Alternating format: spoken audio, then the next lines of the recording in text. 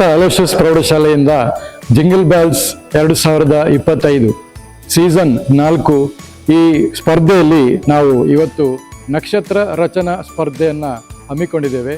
ಇದರಲ್ಲಿ ಈಗಾಗಲೇ ಹಲವಾರು ಸ್ಪರ್ಧಿಗಳು ಭಾಗವಹಿಸಿದ್ದಾರೆ.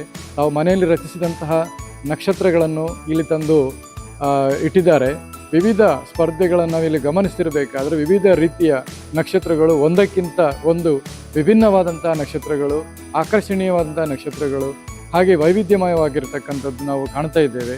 ಬಹಳ ವಿಶೇಷವಾಗಿ ಇಲ್ಲಿ ರಚಿಸಿದಂತಹ ನಕ್ಷತ್ರಗಳಲ್ಲಿ ನಾವು ಕಲಾತ್ಮಕತೆಯನ್ನು ಕಾಣಬಹುದು. ಉದಾಹರಣೆಗೆ ನಾವು ಇವು ನಕ್ಷತ್ರ ಸ್ಪರ್ಧೆಯನ್ನು ಹಮ್ಮಿಕೊಂಡಂತಹ ಉದ್ದೇಶ ಏನಂತ ಹೇಳಿದ್ರೆ, ಈ ಕ್ರಿಸ್ಮಸ್ ಹಬ್ಬದ ಸಂದರ್ಭದಲ್ಲಿ ನಕ್ಷತ್ರಗಳನ್ನು ಸಂಕೇತವಾಗಿ ಬಳಸ್ತೇವೆ.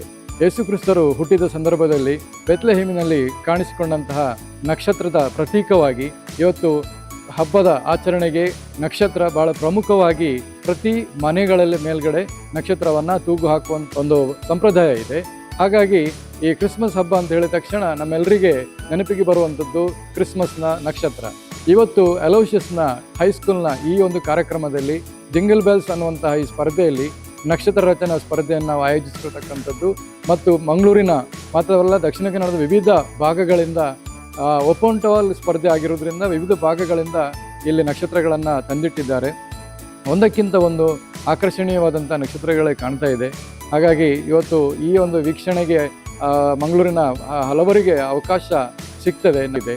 ಅದರ ಜೊತೆಗೆ 20ನೇ ತಾರೀಕಿಗೆ ಕ್ಯಾರಲ್ಸ್ ಗಾಯನ ಸ್ಪರ್ಧೆ ಇದೆ ಮತ್ತು ವಿದ್ಯಾರ್ಥಿಗಳಿಗಾಗಿ ಚಿತ್ರರಚನಾ ಸ್ಪರ್ಧೆಯನ್ನು ಕೂಡ ಆಯೋಜಿಸಿದೆ.